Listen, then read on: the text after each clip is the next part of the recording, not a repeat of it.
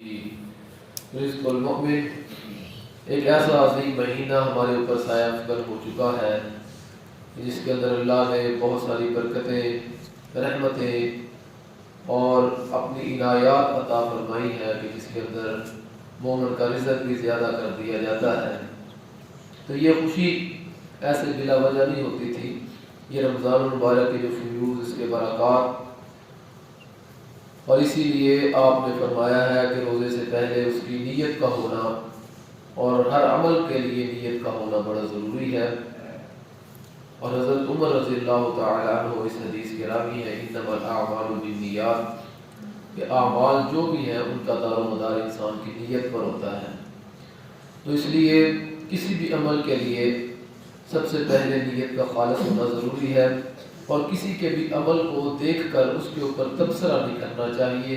کوئی پتہ نہیں اس کی نیت کس طرح کی ہے اور کس طرح کی نیت نہیں ہے، خام خاصی بات کر دیتے ہیں۔ مثال کے طور پر رمضان المبارک میں ہی بہت سارے ایسے ساتھی ہوتے ہیں جو مسجدوں میں آتے ہیں نماز کے لیے، قرآن کی تلاوت کے لیے، تو دیکھ کے کوئی ایسی بات نہیں کرنی چاہیے، اور اس طرح سحری افطاری ہے اور روزے کا تعلق خاص طور پہ نیت کے ساتھ ہے، اور اسی لیے اس کا اجر اللہ نے اپنے پاس رکھا ہے۔ اور اللہ نے اپنے پاس اس لیے رکھا ہے کہ اللہ انسان کی نیت کو دیکھتے ہوئے اس کے مطابق اس کا اجر عطا فرماتے ہیں۔ اللہ ہماری نیتوں کو خالص فرمائے اور خالص اللہ اپنی رضا کے لیے ہمیں ہر عمل کرنے کی توفیق عطا فرمائے۔ مشکوٰۃ شریف کی ہی دوسری حدیث ہے، اس کے راوی بھی سیدنا عمر رضی اللہ تعالیٰ عنہ ہے، کہتے ہیں قال بینما نحن عند رسول اللہ صلی اللہ علیہ وسلم ذات یوم، ہم ایک دن نبی پاک صلی اللہ علیہ وسلم کی مجلس میں بیٹھے ہوئے تھے، اذا طلع علینا رجل، کہ اچانک ایک آدمی ہمارے اوپر نمودار ہوا، شدید بیاض الثیاب، اس نے بہت ہی سفید کپڑے دھلے ہوئے اور اچھے کپڑے پہنے ہوئے تھے، شدید سواد الشعر، اور اس کے بال بھی انتہائی سیاہ تھے، اور ایک روایت کے اندر ہے لحیہ، کہ داڑھی کے بال انتہائی سیاہ تھے، لا یرا علیہ اثر السفر، اس کے اوپر سفر کے کوئی آثار نظر نہیں آتے تھے، بندہ بھی اجنبی تھا، ہم نے اس سے پہلے کبھی دیکھا بھی نہیں تھا، اور اس کے اوپر سفر کے بھی کوئی آثار نظر نہیں آ رہے تھے، ولا یعرفہ منا احد، اور ہم میں سے کوئی بندہ اسے جانتا بھی نہیں تھا، حتی جلس الی النبی صلی اللہ علیہ وسلم، یہاں تک کہ وہ نبی پاک صلی اللہ علیہ وسلم کے پاس آ کے بیٹھ گیا، فاسند رکبتیہ الی رکبتیہ، یہ جس طرح ہم اتحیات میں بیٹھتے ہیں نا، ایسے نبی پاک صلی اللہ علیہ وسلم بیٹھے ہوئے تھے، تو ویسے ہی آگے وہ اتحیات میں بیٹھا ہے اور اپنے گھٹنوں کو نبی پاک علیہ السلام کے گھٹنوں کے ساتھ لگا دیا، گھٹنے گھٹنوں کے ساتھ لگے ہیں، اور اس کے بعد اس نے کہا ووضع کفیہ علی فخذیہ، اس نے اپنے ہتھیلیوں کو نبی پاک کے گھٹنوں کے اوپر، رانوں کے اوپر اس طرح رکھ دیا، وقال، اور عرض کی یا محمد صلی اللہ علیہ وسلم اخبرنی عن الاسلام، اے محمد صلی اللہ علیہ وسلم مجھے اسلام کے بارے میں بتائیے، اسلام کے بارے میں بتائیے۔ قال رسول اللہ صلی اللہ علیہ وسلم، آپ نے فرمایا الاسلام ان تشہد ان لا الہ الا اللہ وان محمد رسول اللہ وتقیم الصلاة وتؤتی الزکاة وتصوم رمضان وتحج البیت ان استطعت الیہ سبیلا۔ یہ اسلام کسے کہتے ہیں، یہ نبی پاک نے سے بتایا کہ اسلام کسے کہتے ہیں۔ آپ نے فرمایا کہ اس بات کی گواہی دینا کہ اللہ ایک ہے اور اس کے علاوہ کوئی معبود نہیں ہے، اور یقیناً حضرت محمد صلی اللہ علیہ وسلم اللہ کے رسول ہیں، اور اس کے بعد آپ نے فرمایا وتقیم الصلاۃ، یہ نبی پاک علیہ الصلوۃ والسلام اس کو بتا رہے ہیں، اور آپ نے یہاں پہ تقیم الصلاۃ میں آپ نے یہ نہیں کہا کہ صرف رمضان المبارک کی نمازیں پڑھنی ہیں۔ اب دیکھیں کہ اسلام کیا ہے، اگر تو یہ چیزیں ہمارے اندر ہوں گی تو سمجھے مسلمان ہیں، اگر یہ نکل گئی تو پھر ہم مسلمان نہیں ہیں۔ آپ نے تقیم الصلاۃ، نمازوں کو ادا کرنا ہے، کب؟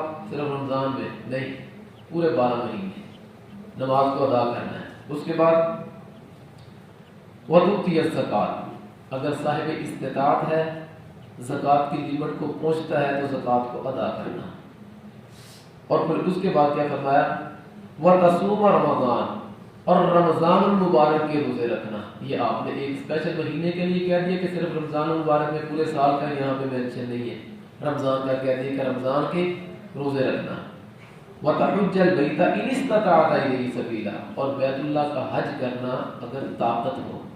اس میں بھی ہر عام اور خاص کو مخاطب نہیں کیا کہ غریب بھی لازمی کرے، کہ اس کے اوپر لازمی ہے جو طاقت رکھتا ہے وہ حج کرے۔ اب نبی پاک نے جب یہ بتائی نا چیزیں تو آگے سے کیا کہتا ہے؟ قال صدقت، آپ نے سچ فرمایا۔ فاجبنا له، حضرت عمر کہتے ہیں ہمیں بڑا تعجب ہوا کہ اس نے آپ کا سوال تو ایسے کیا یسألو و یصدقو، سوال ایسے کیا کہ جیسے اس کو کسی بات کا پتہ ہی نہیں، اب خود ہی سوال کر رہا ہے اور خود ہی بات کی تصدیق بھی کر رہا ہے جیسے اس کو پہلے سے ساری باتوں کا پتہ ہے۔ ایسے آپ کو اس نے پوچھا۔ آگے کیا کہتا ہے؟ قال فأخبرني عن الایمان، اب مجھے ذرا ایمان کے بارے میں تو بتائیں۔ قال، آپ نے فرمایا ان تؤمن باللہ وملائکتہ وکتبہ ورسلہ والیوم الآخر وتؤمن بالقدر خیرہ وشرہ۔ ایمان اس بات کو کہتے ہیں کہ تو اللہ کے اوپر، اس کے فرشتوں کے اوپر، اس کی آسمانی کتابوں کے اوپر، ورسلہ تمام رسولوں کے اوپر، قیامت کے دن کے اوپر، اور اچھی اور بری تقدیر کے اوپر ایمان لائے۔ ان سب چیزوں کے اوپر ایمان ہوگا تو بندہ مومن ہے، ورنہ اسلام اور چیز ہے، ایمان اور چیز ہے۔ اسلام ہم نے اوپر پڑھا، کلمہ پڑھ لینا، کلمہ پڑھ لیا دائرہ اسلام میں داخل ہو گیا، نماز کا پڑھنا، روزوں کا رکھنا، زکوٰۃ ادا کرنا، بیت اللہ کا حج کرنا، یہ ہے اسلام۔ اور اب آگے ایمان، ایمان کیا آپ نے فرما دیا کہ اللہ کے اوپر ایمان، فرشتوں کے اوپر، کتابوں کے اوپر، رسولوں کے اوپر، آخرت کے دن کے اوپر، اور اچھی اور بری تقدیر کے اوپر۔ قال صدقت، تو پھر وہ کہنے لگا آپ نے سچ فرمایا۔ پھر آگے یہ بات کہنے کے بعد کہتا ہے فأخبرنی عن الاحسان، اب مجھے ذرا احسان کے بارے میں فرمایا کہ احسان کیا ہوتا ہے۔ قال ان تعبد اللہ، آپ نے فرمایا احسان اس چیز کو کہتے ہیں کہ تو عبادت کر، کس انداز میں؟ کأنک تراہ، کہ جب تو عبادت کرے تو تیری کیفیت یہ ہو کہ تو اللہ کو دیکھ رہا ہے، وہ اللہ کو دیکھ رہا ہے۔ فَإِن لَمْ تَكُنْ، اگر تو ایسا نہیں کر سکتا، فَإِن لَمْ تَكُنْ تَرَاهُ، کہ تو اگر اللہ کو نہیں دیکھ رہا، فَإِنَّهُ يَرَاكَ، تو یہ تو پھر 100% ہے نا کہ تیرا اللہ تجھے دیکھ رہا ہے۔ اور اللہ صرف مسجد میں نہیں دیکھتا، اللہ بازاروں میں بھی دیکھتا ہے، اللہ ہماری تنہائیوں میں بھی دیکھتا ہے، اللہ ہمیں ہماری مجلسوں میں بھی دیکھتا ہے۔ کاش کہ یہ خیال ہمارے ذہن کے اندر آ جائے تو پھر یہ جو رش ہے نمازوں کا، یہ صرف رمضان میں نہ ہو، غیر رمضان میں بھی یہی رہے، پھر ہمارے معاشرے کے اندر برائیاں ختم ہو جائیں، ہمارے کاروبار کے اندر برکتیں آ جائیں، ہمارے تمام معاملات ٹھیک ہو جائیں اگر انسان اپنی کیفیت یہی بنا لے کہ فَإِنَّهُ يَرَاهُ، کہ وہ اللہ کو دیکھ رہا ہے اور اللہ اسے دیکھ رہا ہے۔ یہ دو کیفیت اگر بندے کی بن جائے، عام طور پہ آپ دیکھیں جب اسکولوں کے اندر کیا ہوتا ہے، اسکولوں کے اندر یا فیکٹری ایریا میں بندہ کام کر رہا ہے، اس کو جب پتا ہے کہ میرا سپروائزر یا میرا استاد مجھے نہیں دیکھتا تو اس کے کام کرنے کا انداز اور ہوتا ہے، وہ چیٹنگ کرنے کی کوشش کرتا ہے، وقت ضائع کرنے کی کوشش کرتا ہے۔ لیکن جب اس کو پتا ہو کہ سربراہ میرا اوپر موجود ہے، پھر وہ بچہ نہیں بھی کچھ آتا تو وہ دائیں بائیں نہیں دیکھے گا، وہ اپنے کام کے اوپر فوکس کرے گا۔ تو اسی لیے بندے کی جب ایسی کیفیت بن جائے کہ میری نگرانی ہو رہی ہے، پھر اس کی عبادت کا انداز ہی تبدیل ہو جاتا ہے، پھر اس کی عبادت کو ایک عجیب ہی مزہ بن جاتا ہے۔ تو یہ کیفیت آپ نے فرمایا کہ اپنی بنانی ہے، یہ احسان کی تعریف۔ پھر اس نے کہا فَأَخْبِرْنِي عَنِ السَّاعَةِ، اب مجھے ذرا یہ بتائیں قیامت کب آئے گی، قیامت کے بارے میں بتائیں قیامت کب آئے گی۔ قال، آپ نے فرمایا بل مسئول عنها بأعلم من السائل، جتنا سوال کرنے والے کو پتا ہے اتنا ہی جواب دینے والے کو بھی پتا ہے۔ آپ نے کہا جتنا تجھے پتا ہے اتنا ہی اس کے بارے میں مجھے پتا ہے۔ قال، تو وہ کہنے لگا فأخبرنی عن اماراتها، اچھا پھر مجھے ذرا اس کی قیامت کی نشانیاں بتا دیں کون کون سی ہیں، قیامت کی علامتیں۔ قال ان تلد الامۃ ربتها، پہلی نشانی قیامت کی نشانیوں میں سے پہلی نشانی ان تلد الامۃ ربتها، لوڈی اپنی مالکن کو جنم دے گی، لوڈی اپنی مالکن کو جنم، مطلب کیا ہے؟ اولادیں نافرمان ہو جائیں گی، والدین کے اوپر اس طرح روب جھاڑے گی جس طرح بندہ اپنے غلام کو اور لوڈی کو حکم دیتا ہے کسی کام کا. اب دیکھیں کہ ہمارے معاشرے کے اندر ایسا ہو رہا ہے کہ نہیں ہو رہا. تو اس کا مطلب یہ ہوا کہ ہم بالکل قیامت کے دھانے کے اوپر ہیں, قیامت کے بالکل قریب ہیں. اگلی بات انتر الحفاظ العراۃ العالۃ ریاء الشاعۃ یتطاولون فی البنیان. پھر اس کے بعد کیا ہوگا کہ تم دیکھو گے قیامت کے بالکل نزدیک قیامت کی نشانی آنے والی, ننگے بدن ننگے پاؤں بکریوں کے چرواہے بڑی بڑی بلڈنگوں کے اوپر فخر کریں گے. اب ذرا جائیے دبئی کے اندر برج خلیفہ کن کا ہے؟ بکریاں چرانے والوں کا.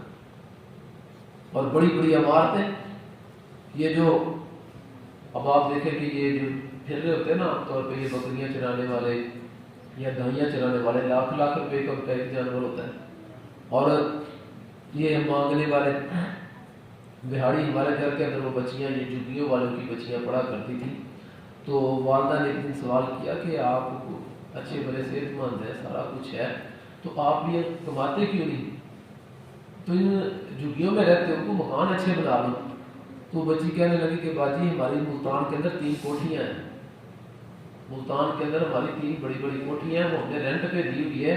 یہ ہمارا خاندانی سلسلہ ایسا ہے کہ ہمیں بس انہیں میں سکون آتا ہے. اور یہ مانگنا, اور یہ نبی پاک کی حدیث ہے. آپ نے فرمایا کہ جب بندہ کسی بندے کے آگے ہاتھ پھیلاتا ہے نا, اللہ پھر اس کو اسی کے سپرد کر دیتا ہے, پھر وہ مانگنے پہ رہتا ہے. یہ ان کا معاملہ کہ وہ مانگنے والے ننگے بدن ننگے پاؤں اور کوٹھیاں بلڈنگیں بڑی بڑی اور بڑے بڑے ان کے معاملات, یہ قیامت کی نشانی ہے نبی پاک علیہ السلام نے فرمایا. اور آگے جب اس نے فرمایا یہ ساری باتیں نبی پاک علیہ السلام نے فرمائی, قال ثم انطلق فلبث مليا ثم قال. اب وہ آدمی نے یہ سارے سوال کیے, فانطلق پھر اٹھ کے چل پڑا.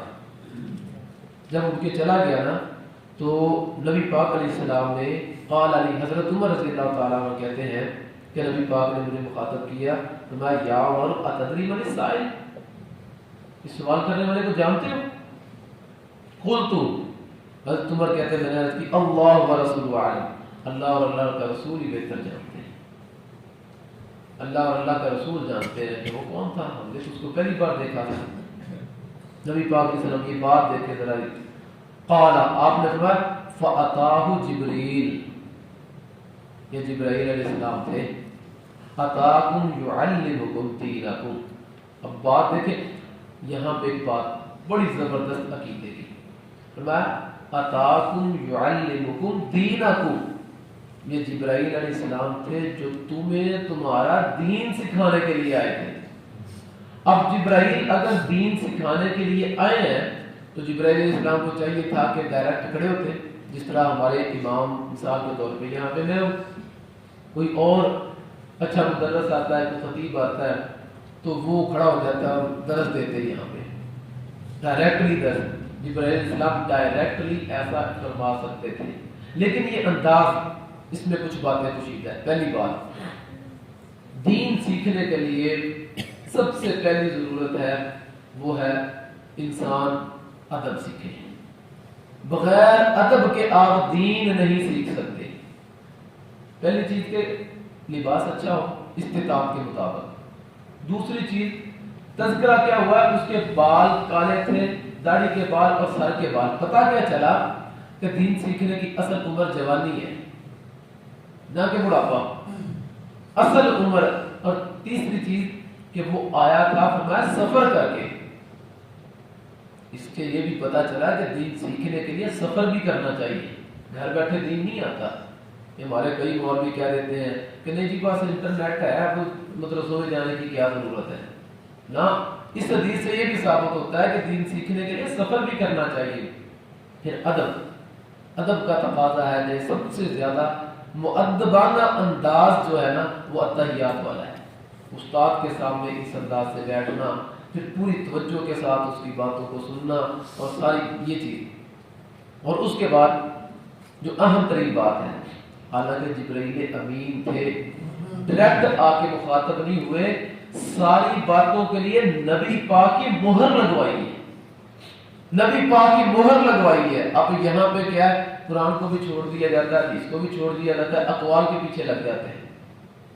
اقوال کے پیچھے لگ جاتے ہیں، یہ فلاں امام نے ایسا فرمایا، فلاں امام نے، نہ میرے بھائیو، جبریل امین بھی ڈائریکٹ آ کے نبی کی امت کو مخاطب نہیں، تو ایک امتی قرآن و حدیث کو چھوڑ کے ڈائریکٹ اپنی سوچ اور اپنے ذہن کے مطابق کیسے بات کر سکتا ہے؟ اس سے یہ بھی پتہ چلا کہ دین وہی ہوگا جس پہ رسول اللہ صلی اللہ علیہ وسلم کی مہر ہوگی۔ تو اس لیے یہ ساری باتیں نبی پاک علیہ السلام سے اس نے آ کے بتائی، تصدیق کروائی، صحابہ کو سکھایا۔ اللہ پاک سے دعا ہے کہ اللہ پاک ہمیں بھی ایسے انداز میں دین سیکھنے کی توفیق عطا فرمائے۔